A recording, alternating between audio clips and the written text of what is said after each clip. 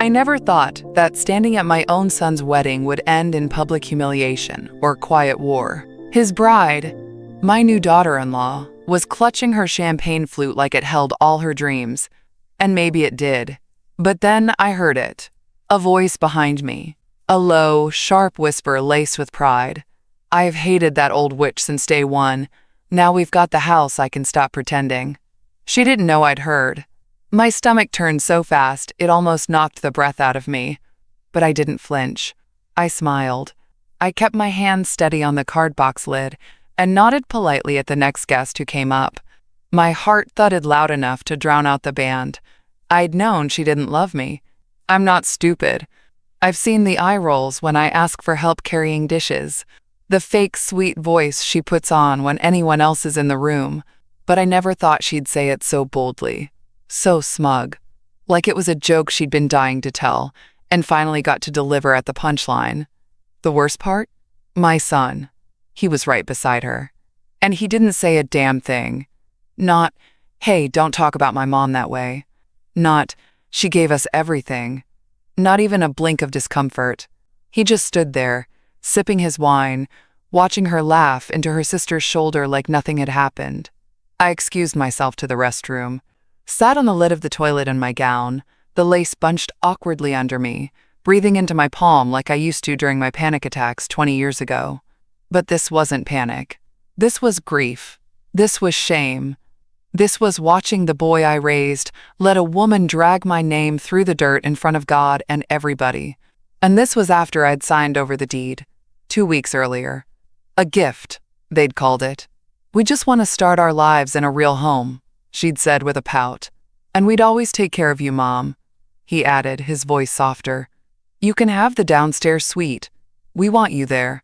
You're not losing anything." I believed him. I wanted to believe him. After all, he was my only child. I still saw his baby teeth when he smiled, still made his favorite chicken stew when he was stressed, still kept his second-grade drawing in my wallet, the one that said my mom is a superhero. Guess I wasn't anymore. That night, as they danced their first dance, I sat at the far table near the kitchen doors, alone, chewing the inside of my cheek until it bled. My sister Jean waved to me from the main table, but I didn't wave back. I couldn't. Not when I knew what they were really celebrating. They thought I'd go quietly, let them take everything I built, and fade into some guest room, grateful for scraps. They thought I was too old, too polite, too tired to fight back. But I heard her. And that whisper was my awakening. The morning after the wedding, I stood barefoot in my kitchen, cradling my coffee like it was the only warmth left in the house. Except it wasn't mine anymore, was it? Sunlight spilled across the tile like it always had, lighting up the framed spoon collection on the wall, the one my late husband used to tease me about. "Why keep spoons we can't eat with?" He'd laugh, and I'd say, "Because I can." I couldn't anymore. They arrived just after 9. My son let himself in with the spare key, the one I never took off the hook by the door. He used to knock. Now he just walked in like he owned the place. And maybe, technically, he did. "Hey, Mom," he said, too bright, too rehearsed. "We just wanted to stop by before heading out for our honeymoon. And also, thanks again, really, for everything. You have no idea what this means to us." He looked around the kitchen like he was seeing it for the first time, like a stranger surveying land he'd inherited. His wife followed him in, still in her full face of makeup from last night, heels clicking across the linoleum like little knives. She opened the fridge without asking, pulled out my oat milk, the one I keep labeled, because regular milk upsets my stomach. She poured it into her travel mug and winked at me. That's when my son said it. "We'll be moving in once we're back from Greece. Just need a few weeks to get furniture delivered, and things settled, you know." He kissed my cheek like he thought I'd be thrilled. I nodded like my insides weren't unraveling. He went on, some nonsense about how it'll be so nice to have everyone under one roof, and the downstairs room is perfect for you, and you'll still have all your favorite things nearby. She leaned against the counter and said, "We're even thinking of converting the den into a yoga studio. It has great light, might knock out that old bookshelf wall." That bookshelf held my wedding album, my husband's letters, my cookbooks, my memories. But she didn't care. I smiled, told them I had a bit of a headache, and excused myself to the bathroom. Closed the door and sat on the edge of the tub with the shower running so they wouldn't hear me cry. I bit my sleeve to muffle the sound, couldn't let them hear. I still had that much pride. I looked around the bathroom, my bathroom, and realized everything in this house was chosen with love. My hand towels, my chipped mug that held my toothbrush, even the damn shower curtain with the sunflowers I found on clearance, because yellow reminded me of spring. But now it was all theirs, because I believed them when they said it was just paperwork, just a technicality, just to make things easier with the mortgage, because I thought love came with respect, that when you give everything, you don't have to ask for kindness in return. I was wrong. When I came back out, they were already heading toward the door. She blew me a kiss.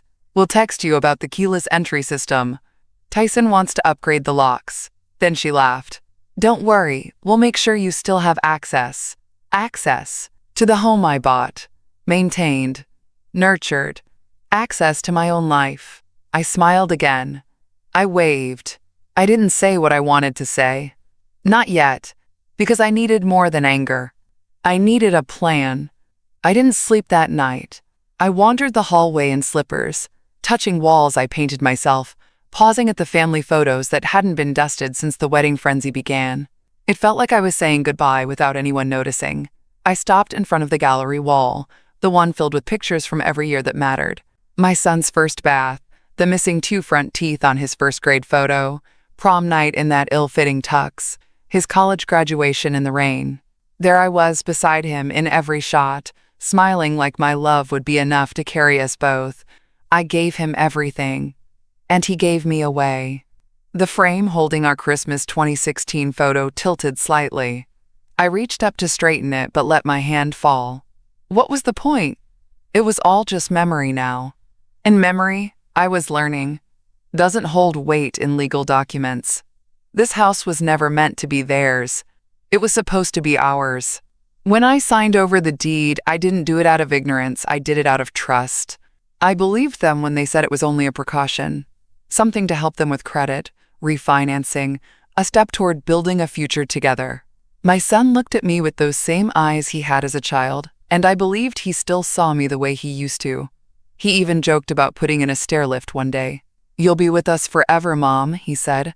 I had no idea forever came with fine print.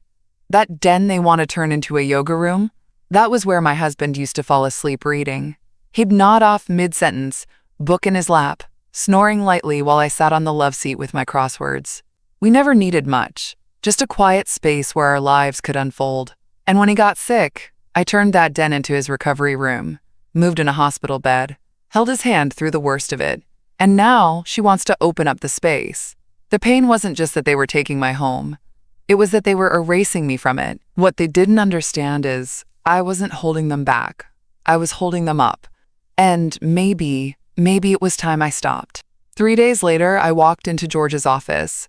He has been a longtime friend of my husband's and also our lawyer. I wore the same cardigan I wore at my husband's funeral. He noticed. He didn't say a word about it, just nodded and motioned for me to sit. The receptionist brought me water I didn't touch. The chair squeaked under me, but I held my spine straight, my hands folded in my lap like I was preparing for a parent-teacher conference. Except this time, the child I was fighting for had already turned his back. George closed the door gently and said, "You said it was urgent." I nodded. "You still have a copy of the deed transfer I signed last year?" He pulled open the filing cabinet behind him, slid out a manila folder with my name on it. "Yes. You and Tyson came in together. You remember?" "I remember everything," I said flatly. I remembered how they brought me coffee that day, how she smiled so sweetly and called it a generational gift. I remembered how my son told George, "We just want Mom close by forever," and how George looked at me and said, "You're sure about this?" I'd said yes. Now, I cleared my throat and asked, was there any kind of clause, any provision, something I could use? He looked at me carefully. "You want the house back?" "No," I said. "I want them to know they never had it." He flipped through the pages, mouth drawn tight. You signed over the title as a gift of joint tenancy, which usually means it's final. I nodded, trying not to crumble right there in his office. I'd half expected that. I was ready for him to tell me it was hopeless. But then, he froze. His finger tapped the fourth page. Wait, you remained as co-owner on the deed. My heart stumbled. What? There's a survivorship clause here. You never relinquished your interest. It's joint tenancy with right of survivorship. That means as long as you're still alive and they haven't taken possession, you can contest the gift. I didn't speak. I just stared at him. Like he'd just said I could breathe again. Explain it to me, I whispered. George leaned forward. In short, if they haven't moved in, haven't changed the utility bills, haven't paid taxes, and if you still live there, then legally, they don't have full possession. You could file a rescission of gift based on undue influence or misrepresentation. And since you're still listed, you could, in theory, sell your portion. Or all of it, with the right petition. Something opened in my chest I hadn't felt in weeks. Power. They manipulated me, I said quietly. She played sweet, and he just let her. I gave that house over because I believed they loved me. George didn't argue. He didn't need to. He just said, "You want me to look into filing?" Yes. I sat there a moment longer, letting the weight of those words settle. I wasn't trying to destroy them. I wasn't out for blood. I just wanted my name to mean something again. As I stood to leave, George handed me a printout. This will get the process started. Don't sign anything else. Don't tell them you came to me. I nodded. I won't. In the hallway, I passed a couple waiting for their estate consultation. The woman was holding her husband's hand like it was the only thing anchoring her to the earth. I used to walk like that, but today I walked out alone, steadier than I had in years. Later that day, I sat at Retirement Community Cafe. Jean stirred her tea 3 full turns before speaking. She always did that, like the sugar had to be coaxed into surrender. We sat at her Retirement Community Cafe, the one she moved into after Harold passed. It wasn't fancy, but it had wide windows and real cloth napkins, and the staff called everyone Miss, regardless of age. It felt like the kind of place where dignity still had a seat at the table. I hadn't planned to tell her. I thought I'd just sip my tea, ask about her new crochet group, smile through the whole visit like I was fine. But the moment she asked, "So, how was the wedding?" I laughed. It came out brittle. Ugly, she blinked. What? They called me an old witch, I said, at the reception, behind my back, only I wasn't far enough back. Her eyes didn't widen. That's the thing about women who've lived through storms. Nothing surprises them. But her lips pressed tight. She doesn't know I heard her, I continued. She thought I was out of earshot when she told someone, "Now that we've got the house, I can stop pretending." Jean set her spoon down gently. And Tyson? Just stood there. Didn't even flinch. She didn't gasp or exclaim. She just nodded like she'd already suspected it. Like it was the ending she'd seen coming 2 chapters ago. I met with George, I said, lowering my voice. That got her attention. And? There's a clause. Survivorship joint tenancy. They haven't taken possession. I'm still listed. It means I can reverse it. Jean's face didn't light up. No grin, no glee, just relief. The kind you see on faces at funerals when the preacher finally stops speaking. You always played things with grace, she said quietly. But don't mistake silence for surrender. That landed in me like a stone in a still pond. I'd been silent for years. Through the first time my daughter-in-law corrected me in front of guests. Through the snide remarks about my vintage taste in front of the interior decorator she brought to dinner. Through every skipped Mother's Day call and every fake smile when she touched my furniture like it was already hers. And I stayed silent because I thought that's what strong women did. But strength isn't always about holding the line. Sometimes it's about drawing a new one. Jane reached across the table and touched my wrist. Just briefly. Her skin was soft, papery but warm. "You're not weak, you know," she said. "I feel stupid." Stupid women don't raise sons who earn degrees and bring home fiancés. Stupid women don't bake casseroles for half the town and keep a house upright for 30 years. You're not stupid. You're just done pretending it doesn't hurt. That's when I felt it. Not a sob, not a scream, just breath. For the first time in days, I breathed all the way in. Jean went on about her new garden plot and the neighbor who sings too loud on Sundays, but I barely heard her. I was looking past her, out the window, where a single robin landed on the cafe's railing. It tilted its head at me like it had something to say. I nodded at it. No more pretending.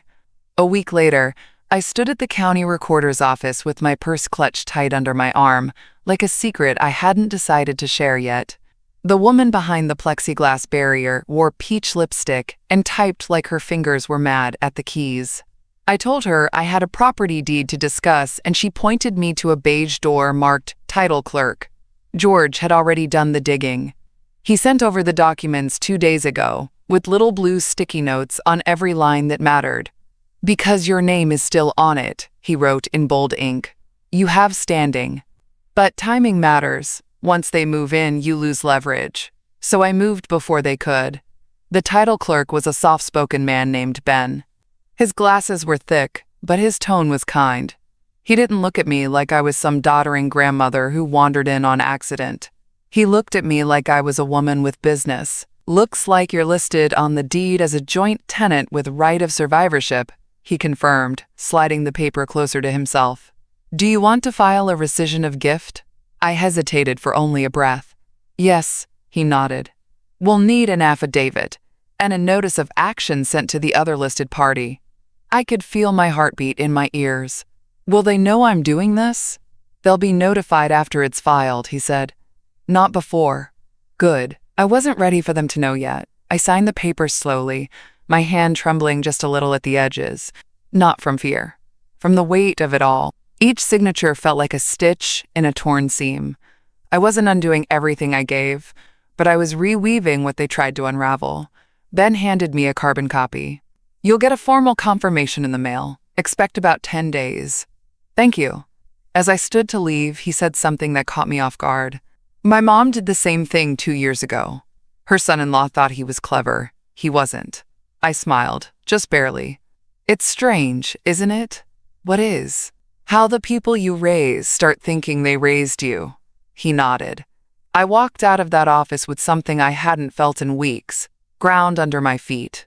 I wasn't powerless, I wasn't erased, I was a co-owner with a pen.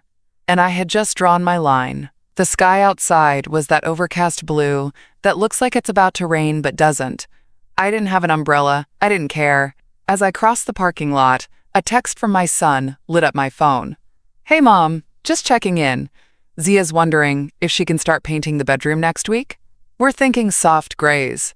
I didn't reply. I deleted the message. They could pick whatever color they wanted, but they'd be painting someone else's walls.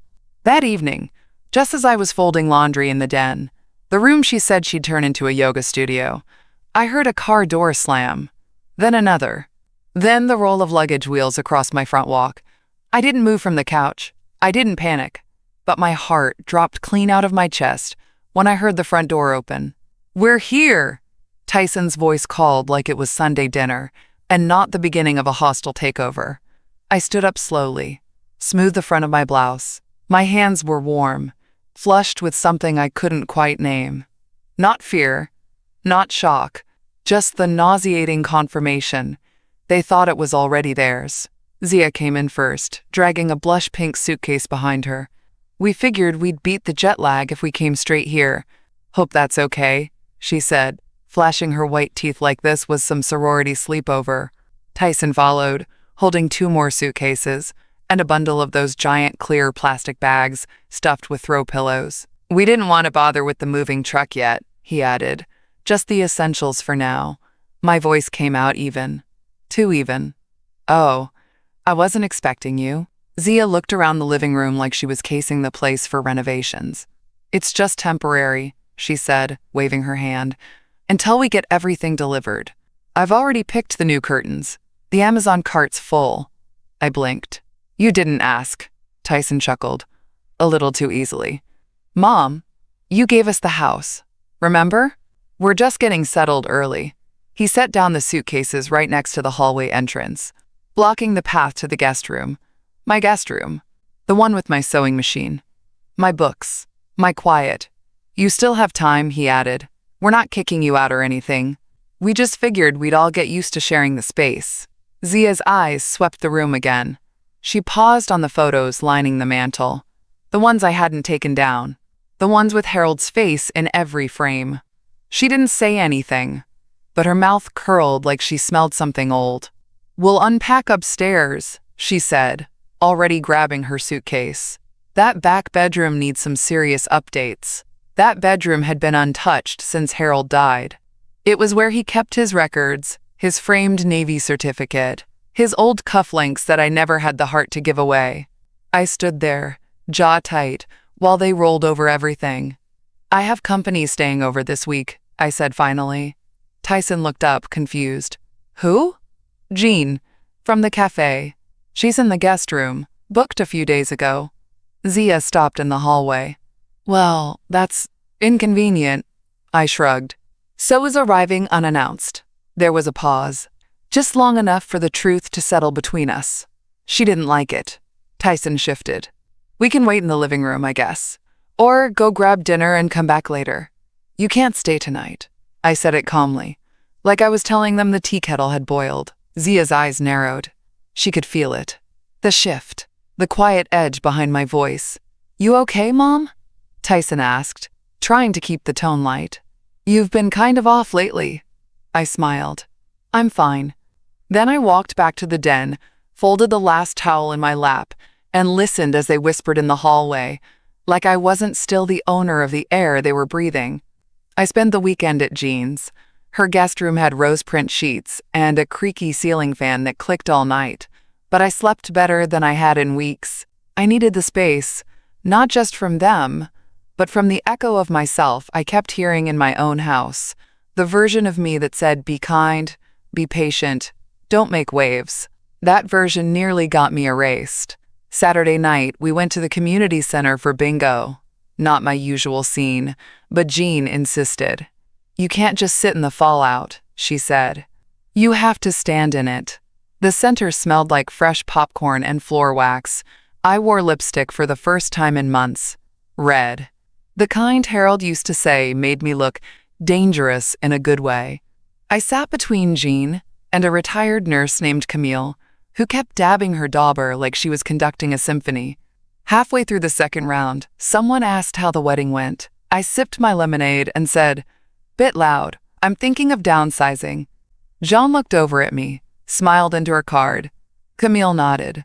Always best to do it on your terms. There it was. Quiet validation from someone who didn't need the whole story. Just the tone. My phone buzzed 3 times during the night. Tyson. Then Zia. Then Tyson again. I didn't check the messages. I didn't even turn it face up. I just let the silence stretch. Because silence says more when it's deliberate. They wanted a response. They wanted me frazzled, guilty, crawling back with explanations. But I'd already done that too many times in my life. Excused people while they packed their pride and left me holding scraps. Jean leaned over as they called the next number. You're not punishing them, you know, she whispered. You're protecting yourself. I nodded. Because she was right. The next morning, I made coffee in Jean's kitchen. She had one of those ancient percolators and a chipped sugar bowl shaped like a hen. It reminded me of my grandmother's house, of a time when homes weren't battlegrounds. While the water boiled, I finally looked at my phone. Message 1. Mom, please call me. We didn't know you were going to be so upset about us showing up. We thought we were welcome. Message 2. Jean is staying with you. Seriously? In your own house? You said she was just a bingo friend. Message 3. We're willing to work out a schedule, if that's what this is about. Can we talk? Schedule. Like they were offering me visitation to my own life. I put the phone down. Didn't reply. Instead, I opened the notebook I'd packed in my purse. Inside was a single list. Meet with real estate agent. Forward mail to Jean's contact moving services. Close house account. Take my time. That last one was underlined. Twice. Because that's what they never gave me. Time to think, to grieve, to breathe between giving and giving. Now they were the ones waiting. By early February, the air turned sharp enough to sting my cheeks, but I walked to the real estate office anyway. No rush. No panic. Just purpose. I'd called ahead and asked for a private appointment. No signs in the yard. No online listings. Nothing public. Discreet, I said firmly. Quiet sale, by referral only. They gave me a woman named Dana, mid-40s, gold wedding band, kind eyes. Didn't talk too much. I liked her immediately. We sat in her office, framed with black and white photos of old homes with fresh owners. She passed me the listing packet, but I barely looked at it. I already knew the square footage. I knew the way the morning sun hit the front porch.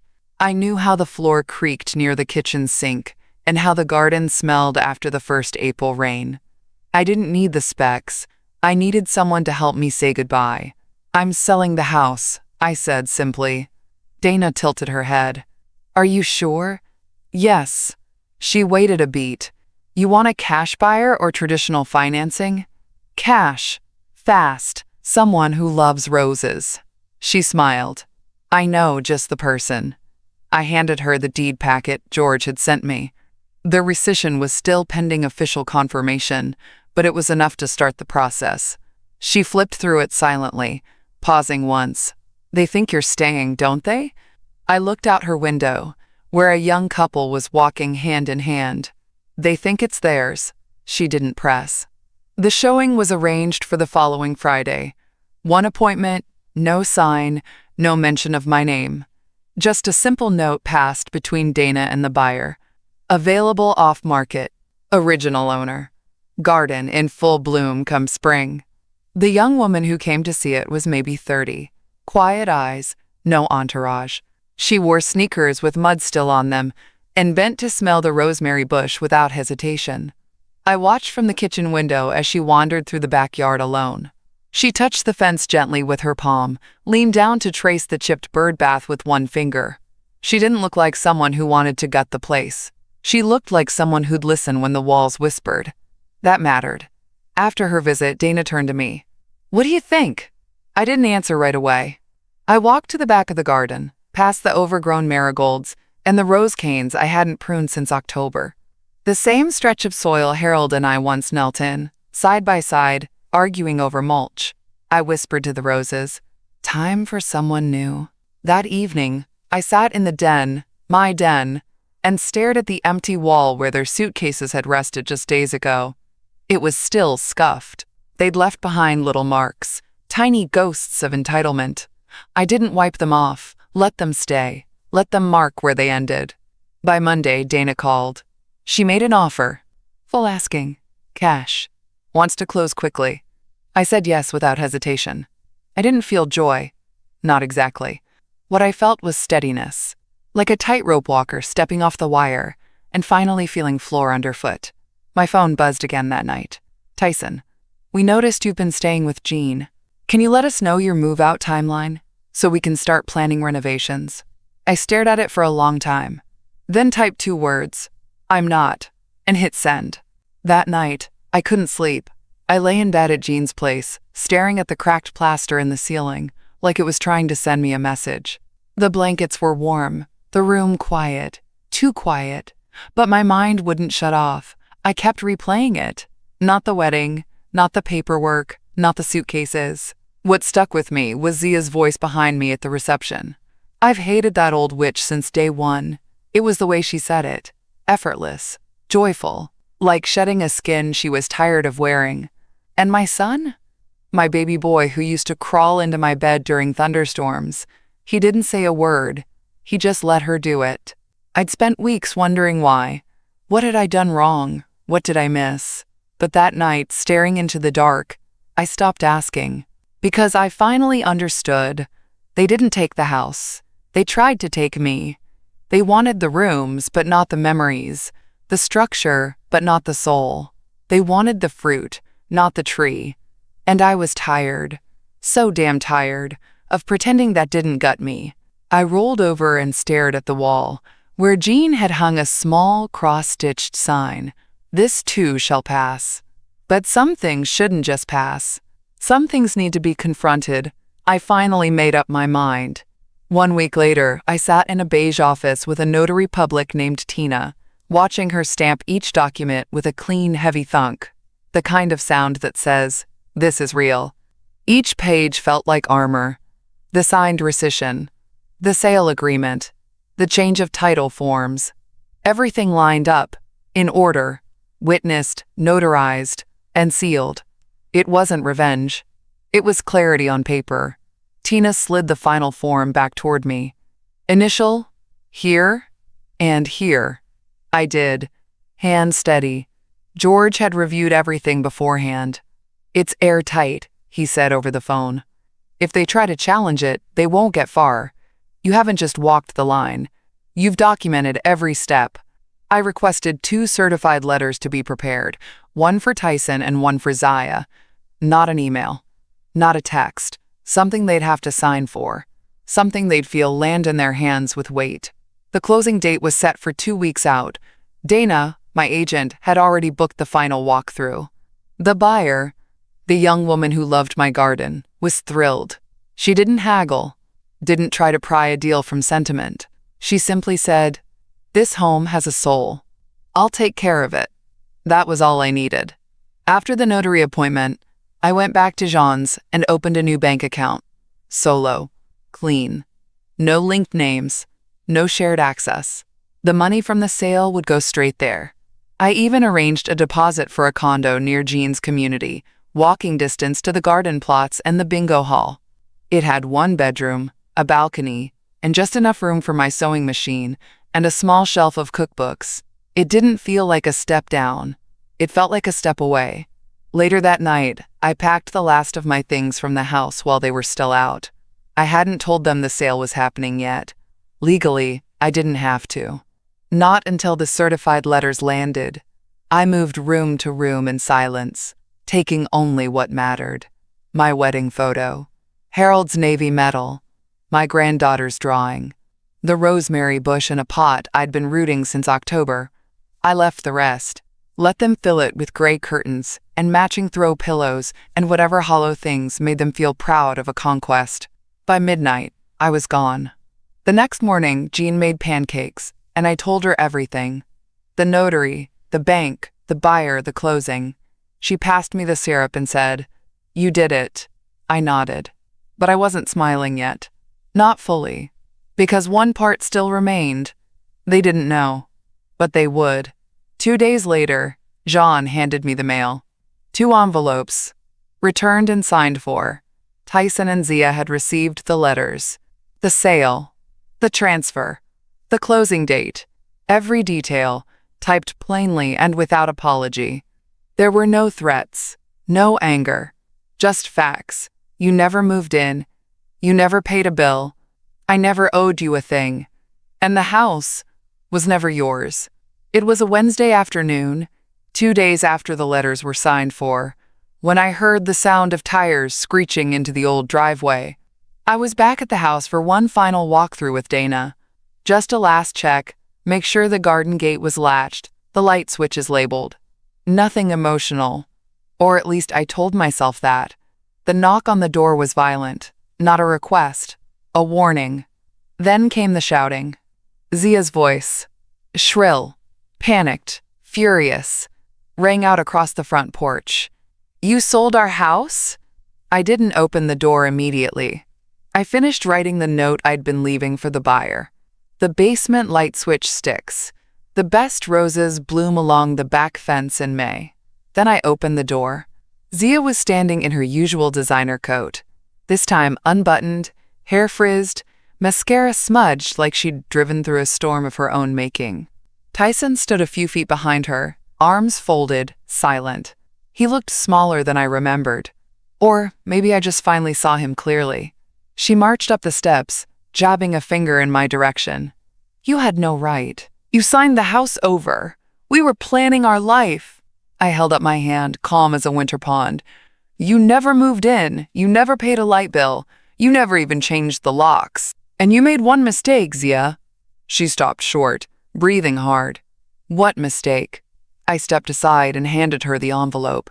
You thought I didn't hear you at the wedding. The color drained from her face so fast it made her lipstick look clownish. Tyson flinched. I heard everything, I said. You called me an old witch. Laughed about how you finally got the house. You said you could stop pretending. Zia's mouth opened, but no sound came out. I turned to Tyson. And you stood there. He took a step forward, voice cracking. Mom, we didn't mean… No, I cut him off. You meant it. You just didn't mean for me to hear it. The truth stung him. He blinked, hard, like he was trying to rewind something in his mind and pretend he could undo it. Zia regained her footing. You tricked us. You lured us in with kindness and then pulled the rug out. This is financial abuse. I laughed. Not loud, not mocking. Just sharp enough to pierce the air between us. No, dear, I said. It's a boundary. You tried to inherit something from a woman who's still breathing. Tyson's voice was smaller now. So it's really sold? Yes. And the money? Mine, I said simply. All legal. All filed. All done. Zia's face twisted like she might throw something. A word, a threat, maybe even her purse. But Tyson grabbed her elbow and pulled her back. She shook him off but didn't move toward me again. I hope you enjoy dying alone, she hissed. I smiled. Alone is better than used. And with that, I closed the door. Not slammed. Not locked. Just closed. Because some chapters don't end in fury. They end in fact. I thought they'd leave after that. But they didn't. They lingered on the porch, like vultures circling a carcass they just realized wasn't theirs to pick at. I stood behind the screen door, watching them argue in hushed tones. Then Zia turned. Her heels clicked sharp against the planks. She shoved the door open with the flat of her palm. You used us, she spat, standing so close I could see the gold flecks in her contact lenses. You made us look like fools. You did that all on your own, I said, my voice low. Tyson stepped up behind her, face red, eyes darting like he couldn't decide if he was the husband, the son, or the coward. Zia crossed her arms. This is elder manipulation. You used your age as a shield. I smiled. You used my kindness as a ladder, she scoffed. And now what? You live in some condo and think that makes you better than us? No, I said, voice steady. But it makes me free. She opened her mouth again, probably to scream or sob or sell another excuse. But I turned to Tyson instead. I need to hear you say it, I said. Did you know? His lips parted. No sound. His eyes dropped to the floorboards. I need you to say it, Tyson. He swallowed, looked away. She was upset that night. It was just words. No, I said. They were truths you didn't have the spine to correct. He flinched like I slapped him. You knew she hated me, I continued. And you let her speak for you. His jaw clenched. It wasn't that simple. I shook my head. It's always that simple. You stood beside her while she mocked me. You thanked me for the house and then handed my memories over to someone who saw them as trash. Zia's voice cracked. This wasn't supposed to happen. We were going to build a future here. I looked at her square in the eye. You were never going to build a home. You were going to gut one. She went quiet. Tyson reached out toward the porch rail like he needed to hold on to something. Can't we start over? I stared at him. The boy who used to sleep with his head in my lap. The man who gave me paperwork wrapped in promises. No, I said. Zia's arms dropped to her sides. She looked at him, then at me, then at the house. As if realizing, finally, it was not her kingdom. It was never hers to claim. Tyson's eyes brimmed with something too thin to be called regret. It looked more like shock, like consequences had finally arrived, and he hadn't made room for them. I stepped back into the doorway and placed my hand on the knob. You didn't lose a house, I told them. You lost your mask, and you lost me. Zia looked like she wanted to lunge forward, scream something final. But Tyson touched her arm. This time, she let him. They turned and walked down the steps. No apology. No acknowledgement. Just silence, and the heavy weight of being caught. I closed the door one last time. And this time I locked it. The house echoed differently without furniture. Every step clicked sharper, like the floors remembered who'd walked them with care. And who hadn't? The air was cool still. Dana had already gone. The keys were in her office. All that was left was the final walkthrough. One last goodbye. I walked through the kitchen slowly, ran my fingers along the counter where Harold used to peel apples with that pocket knife he swore he'd sharpen someday, past the windows where I used to stand and wait for Tyson to come home from school, past the stove where I'd burned my first Thanksgiving turkey and cried like the world had ended, until Tyson came in and asked for cereal instead. That house held everything, until they tried to turn it into nothing. I stood in the center of the room, hands folded, when I heard it, a knock. Not pounding, not entitled, just one knock. And then, silence. I opened the door and found Tyson. Alone. Hair uncombed. No suitcase, no wife. Just him. "Mom," he said, "can I come in?" I stepped aside, saying nothing. He looked around like he expected to find the couches still there. The bookshelf. The life I had already packed and taken with me. "It looks different," he said. I didn't respond. He walked to the kitchen and stopped, rested his hand on the edge of the counter. I saw it. The flicker of something real. Not pain. Not yet. Just the beginning of understanding. "I didn't know she said those things," he started. "You were standing right beside her." He winced. "I didn't hear it, not clearly." "But you heard enough," I cut in. "You knew how she felt, and you never once stood between me and her poison." He looked at me. Really looked, maybe for the first time in years. "I thought she'd come around."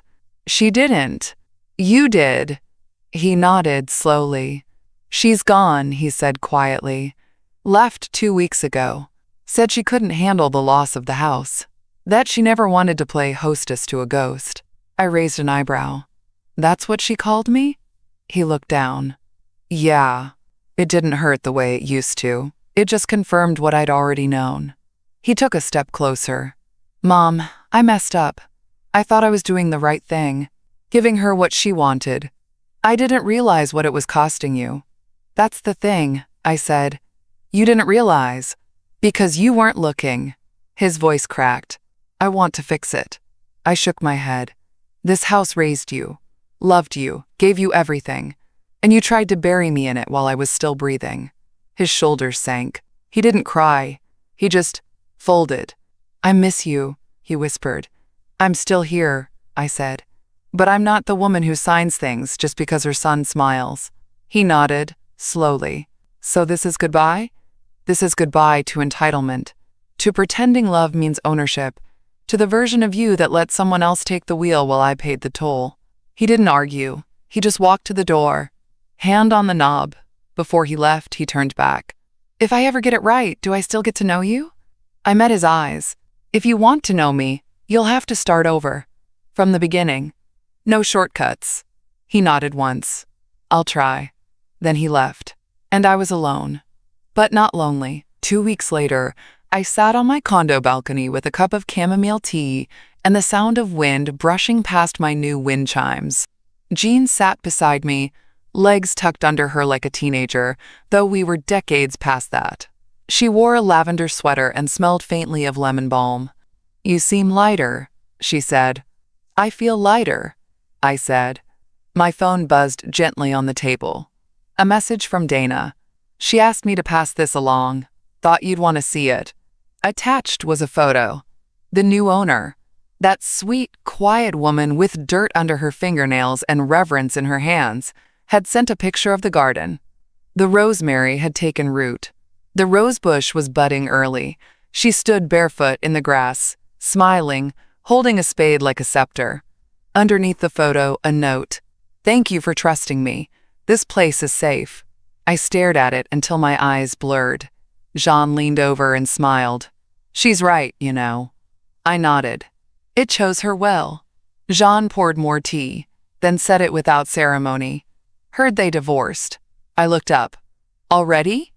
Zia posted some cryptic quote about being quote, free from controlling environments. And Tyson, well, Let's just say he's been showing up to church alone. I said nothing. I didn't feel triumphant. I felt clean. Zia thought she'd snagged a legacy. She got a husband who couldn't defend his own mother and a future built on a lie. When the house disappeared, so did her affection. And Tyson, for once, got to sit with the silence he helped build. Maybe now he'd listen. Maybe now he'd learn. But that wasn't mine to carry anymore. Jean refilled our cups. The sun dipped lower across the trees, casting gold onto the balcony railing. "You regret it?" she asked gently. I didn't hesitate. "No. I don't mean the sale. I mean the cut." I let the question hang there a moment, watching the steam rise from my tea. Then I said, "He was the one who cut me. I just stopped pretending it didn't bleed." Jean smiled softly. "Well, you stitched it shut with grace." I let that sit. She reached into her bag and pulled out a folded piece of paper. "Thought you'd want to see this." It was a flyer. Garden plots were opening up 2 blocks away. Raised beds, community compost, even a little seed exchange box. I ran my thumb over the paper. "Time for someone new," I whispered. Jean laughed. "Oh, you mean you?" I smiled. For the first time in months, it reached my eyes.